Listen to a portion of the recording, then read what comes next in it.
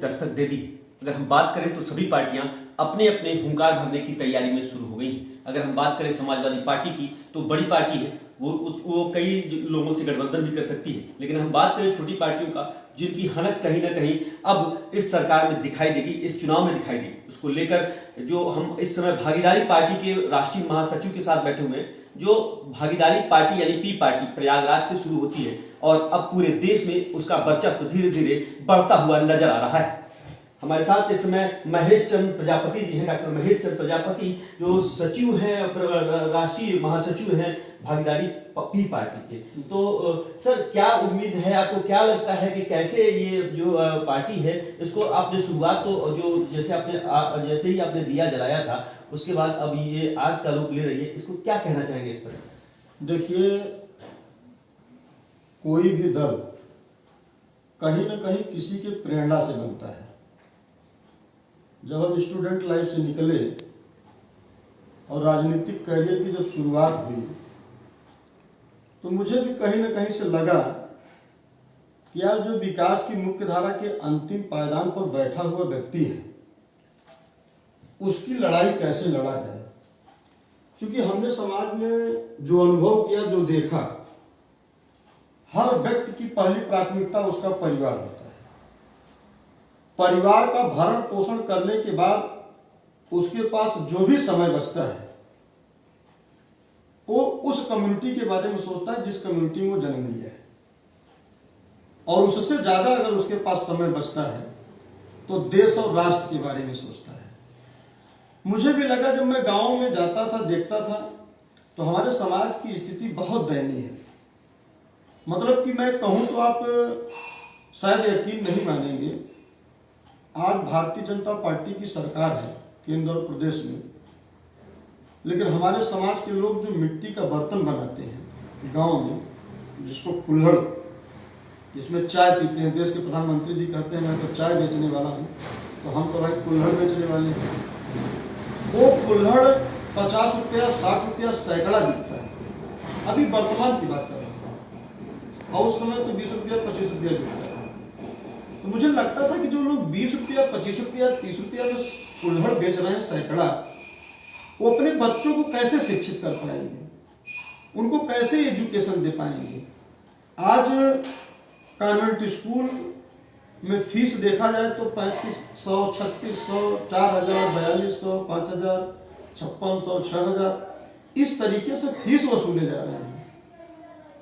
तो मुझे लगा कि नहीं यार, इनकी लड़ाई लड़ना चाहिए, और इनकी लड़ाई हम जैसे नौजवान साथी नहीं लड़ेंगे तो लड़ेगा कौन।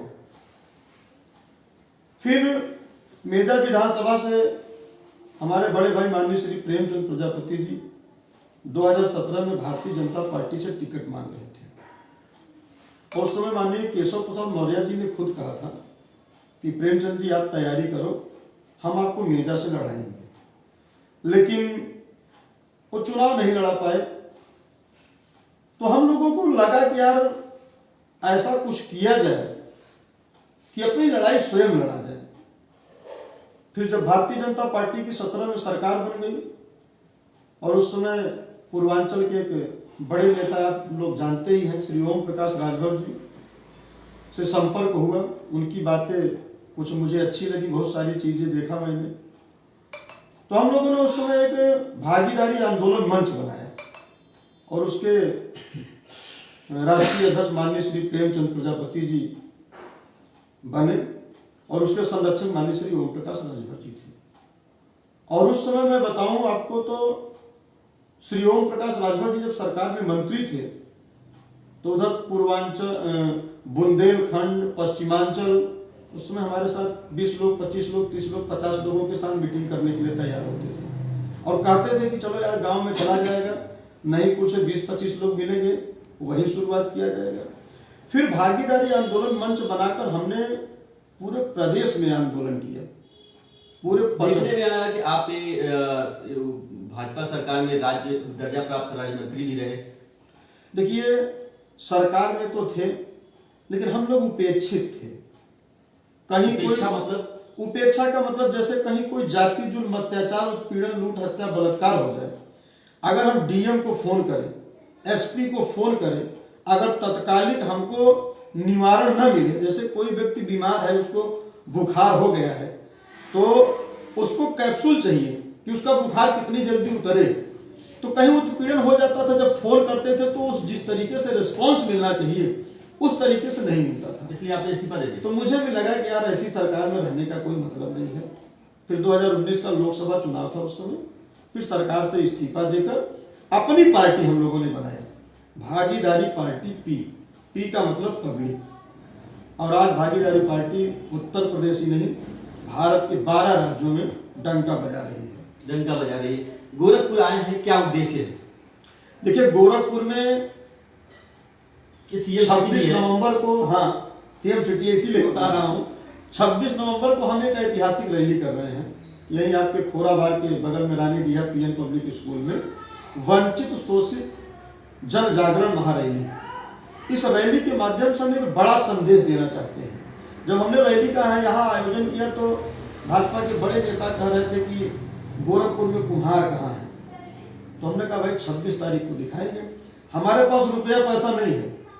हमने जब यहाँ गांव में घूमा, मैंने देखा 2000, 1800, 1500, 1200, 800, 500, 400, 300 मतदाताओं के गांव, संख्या की नहीं, मतदाताओं यानी कुम्हार मतदाताओं कितने बड़े बड़े गांव हैं, लेकिन हमारी कोई गणना नहीं है। तो हमने कहा यार यहाँ एक रैली का आगाज किया जाए, और जो विकास की मुख्य धारा के अंतिम पायदान पर बैठा हुआ व्यक्ति है, जो उपेक्षित है, जिसमें हम लोग भी आते हैं, जिसका बेटा बेटी दरोगा मास्टर सिपाही कहीं देखने को नहीं मिलता और कहीं इक्का दुक्का देखने को भी मिलते हैं, तो अपनी योग्यता के दम पर पढ़ लिख कर वहां पहुंचे हैं। 27% मंडल कमीशन द्वारा हम लोगों को आरक्षण तो मिला पिछड़ी जाति को, लेकिन उसका फायदा हम लोगों को नहीं मिला।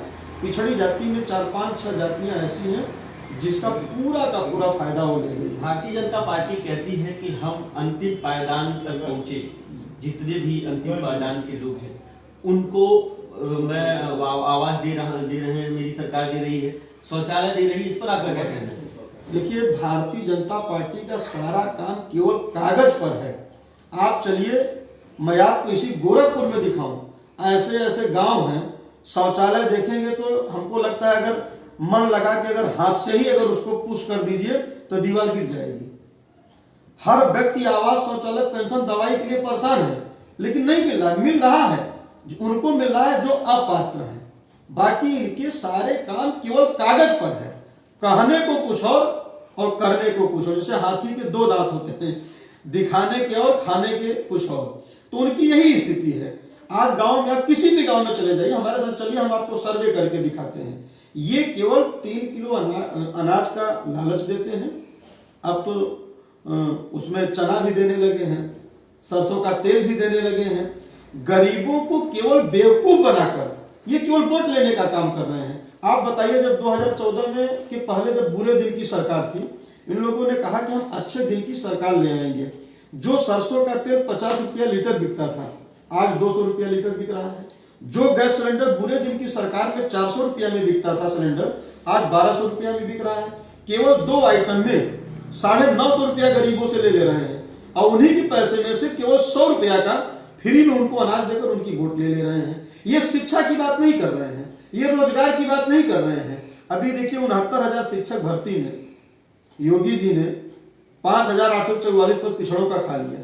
लेकिन पिछड़ी जाति में बैठे हुए जितने भी पिछड़ी जाति के कद्दावर नेता हैं, वो चाहे केशव प्रसाद मौर्य जी हो, चाहे स्वतंत्र देव जी हो, उस समय स्वामी प्रसाद मौर्य जी भी भाजपा में थे, किसी के मुंह से आवाज नहीं निकली थी।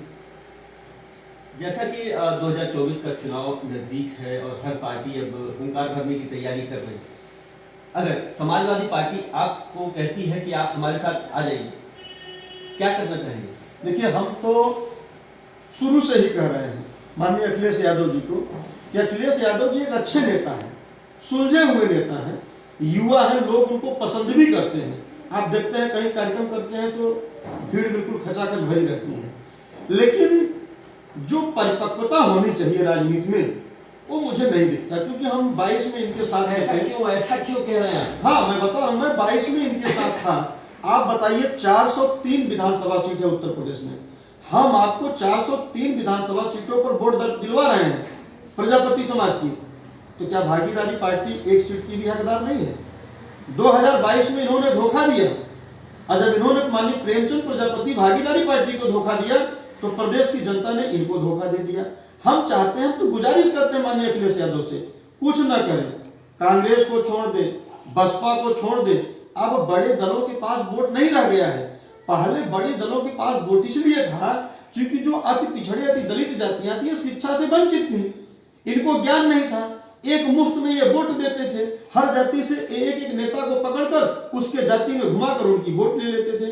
अब हर जाति में युवा पढ़ लिख कर समझदार हो गया है, उसको समझ में आ गया है कि मेरा हित कहाँ है, मेरा मान सम्मान कहाँ सुरक्षित है, मेरी भागीदारी कहाँ मिलेगी। तो हर जाति के लोग अपनी पार्टियां बनाने लगे। ये कुछ न करे, केवल प्रजापति, पाल, बिंद, कुशवाहा, ये केवल 4 जातियां जो अपने समाज में मजबूत पकड़ रखती हैं, उन्हीं पार्टियों को पकड़ ले। हम तो कहते हैं कि 80 लोकसभा सीट है। माननीय अखिलेश यादव जी जो 50-50 करेंगे, मान लो अगर बसपा के साथ अगर जाते हैं तो बहन जी तो 35 सीट के नीचे मानेगी नहीं, और कांग्रेस नहीं लगता कि 10-15 सीट से मान जाएगी। इससे अच्छा यह है आप 60 सीटों पर लड़ो, क्या दिक्कत है? 20 सीट आप निकाल दो, केवल छोटे दलों के लिए 1-1, 2-2 सीट दे दो। लेकिन माननीय अखिलेश यादव जी की समस्या यह है, उनके दिमाग में यह चलता है कि छोटे दलों को अगर हम साथ ले लेंगे, हम 1-2 सीट दे देंगे तो उनका कद बढ़ जाएगा, अगर वो जीत गए तो अपनी पार्टी खड़ी कर लेंगे। तो फजीहत यहां हो रही है। वो नहीं चाह रहे हैं कि पिछड़ी जाति का कोई नेता पैदा हो। हम तो गुजारिश कर रहे हैं, हम उनके साथ तैयार हैं, बात तो करें बैठ के। यही सवाल मैं पूछ रहा हूं, अगर भाजपा बुलाती है तो? देखिए, भारतीय जनता पार्टी तो एक ऐसी पार्टी है जो सभी की हिस्सेदारी देती है, उससे कोई बचा नहीं है। माननीय मुलायम सिंह यादव जी की भी सरकार बनी तो भाजपा की देन थी, बहन जी की सरकार बनी तो भाजपा की देन थी। और उदाहरण बताऊं, श्रीमती अनुप्रिया पटेल पूरे जीवन संघर्ष किए, सोनेलाल पटेल जी, माननीय सोनेलाल पटेल जी, लेकिन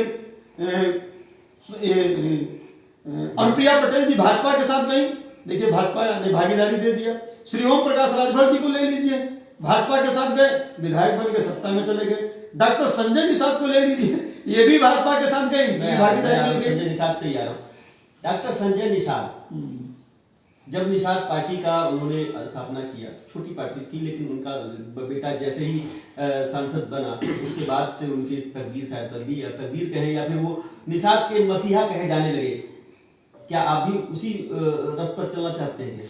देखिए, इसका कारण क्या है कि देश की सबसे बड़ी असली सच्चाई जाति है। जितनी भी पार्टी है सब जाति की राजनीति करते हैं। ये जाति व्यवस्था तब तक नहीं मिटेगी जब तक ये सरकारी तहसीलों पर ठप्पा मारकर प्रमाण पत्र देती रहेगी। डॉक्टर संजय निषाद ने क्या किया? संघर्ष किया, और संघर्ष के बदौलत उन्होंने अपनी जाति की ताकत दिखाई। जबकि देश में असली सच्चाई है कि निषादों की आबादी आप भी जानते हो, पूरा देश जानता है कि जो नदियों के तराई बेल्ट होते हैं उसी में पाए जाते हैं, मुट्ठी भर लोग हैं। लेकिन कुम्हार एक ऐसी कम्युनिटी है, एक ऐसी जाति है जो उत्तर प्रदेश नहीं, भारत के मोस्टली सभी राज्यों में, पूर्वोत्तर राज्यों में चले जाइए, मणिपुर, मेघालय, गोवा की मैं बात कर रहा हूं। अभी गोवा में जो लोकसभा विधानसभा स्पीकर थे, हमारे साथी थे, हमारे ही समाज के थे, बेचारे कोविड में निधन हो गया उनका। अभी गोवा में विधायक भी प्रजापति है। तो पूर्वोत्तर राज्यों में प्रजापति समाज की आबादी बहुत आया था, और यहाँ उत्तर प्रदेश में तो बता रहा हूं, आप बुंदेलखंड में चले जाइए, 28% अकेले कुम्हारों की आबादी है। 27 विधानसभा ऐसी हैं जो कुम्हारों की खान के नाम से जाने जाते हैं।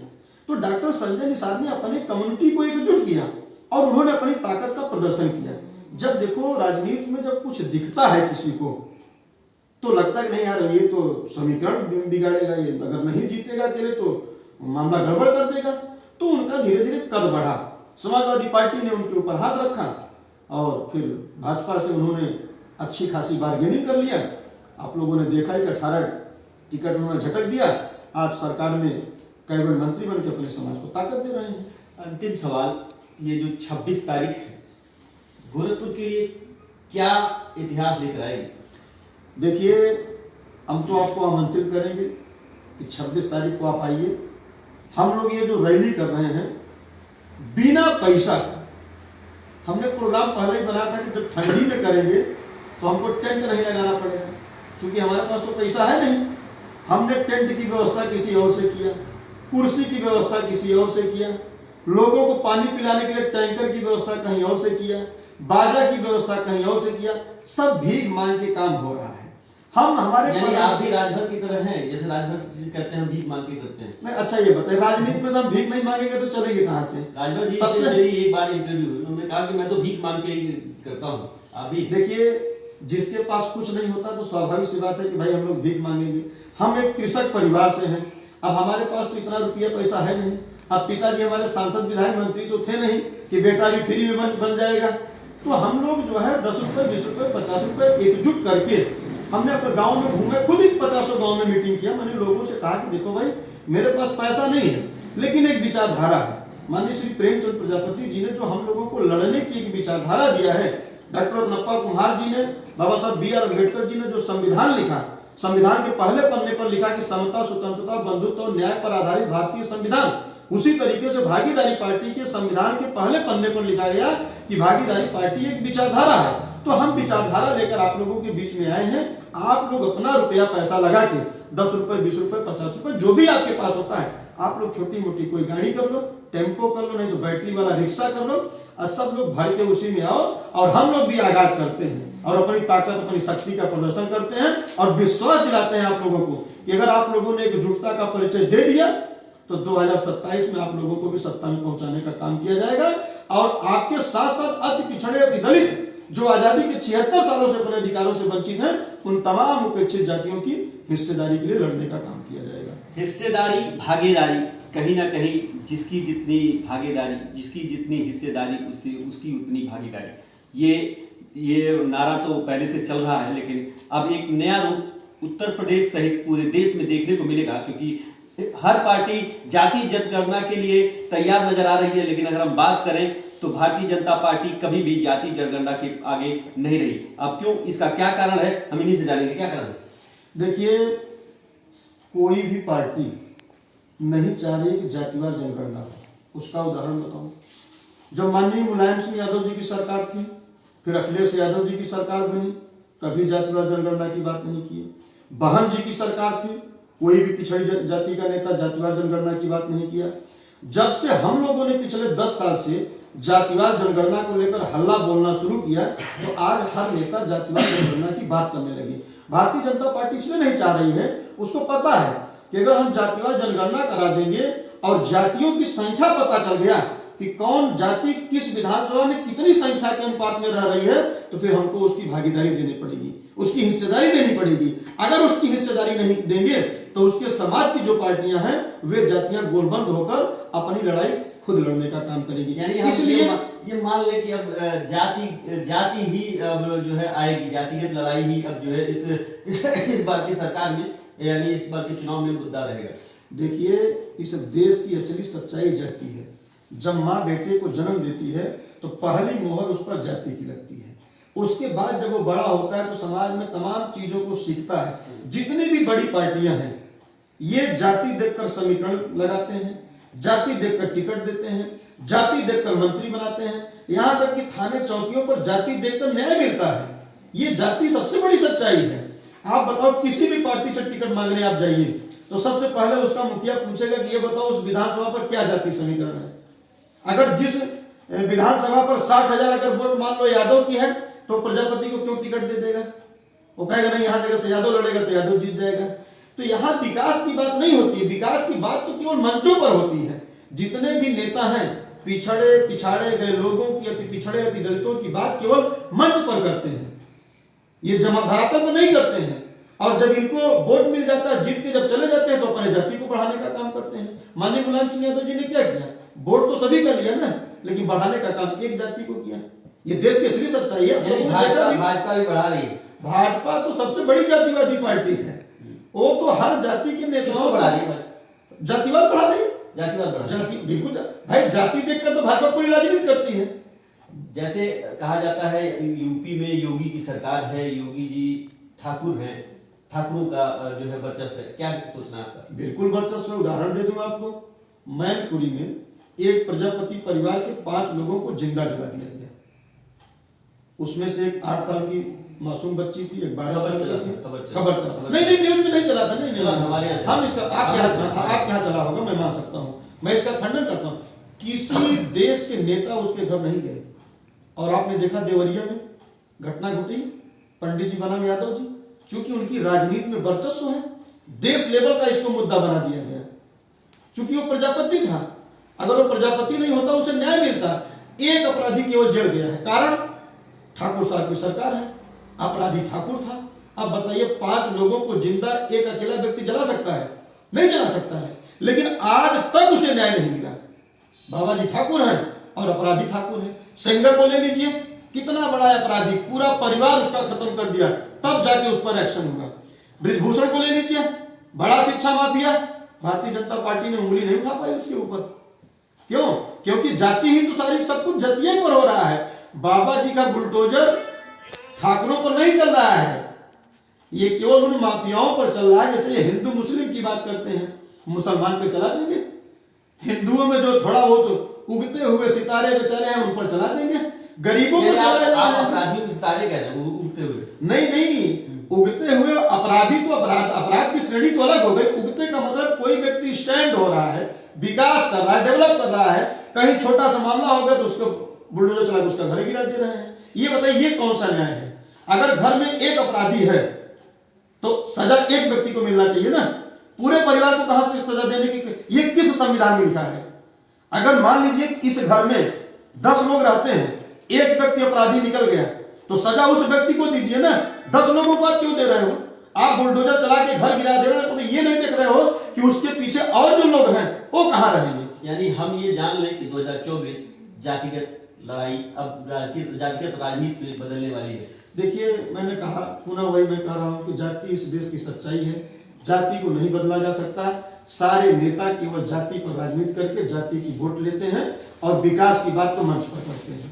ये थे हमारे साथ महेश चंद जी, जो कि डॉक्टर महेश चंद प्रजापति, जो कि प्रयागराज के रहने वाले हैं। और अगर हम बात करें तो इसमें पूरे भारत में एक अपना परचम भागीदारी पार्टी के रूप में, यानी भागीदारी पी पार्टी, यानी भागीदारी पार्टी पी, जो पब्लिक के रूप में जाना जाता है, वो अब कहीं ना कहीं एक अलग रूप दिखता हुआ नजर आ रहा है। और गोरखपुर में 26 नवंबर को यहाँ पर एक बहुत बड़ा भव्य रैली करने जा रहे हैं, जिसको लेकर तैयारियां यहाँ पर शुरू हैं। आज 25 है, कल इनकी भव्य रैली होगी। देखने वाली बात होगी अब इससे सरकार पर कितना फर्क पड़ता है।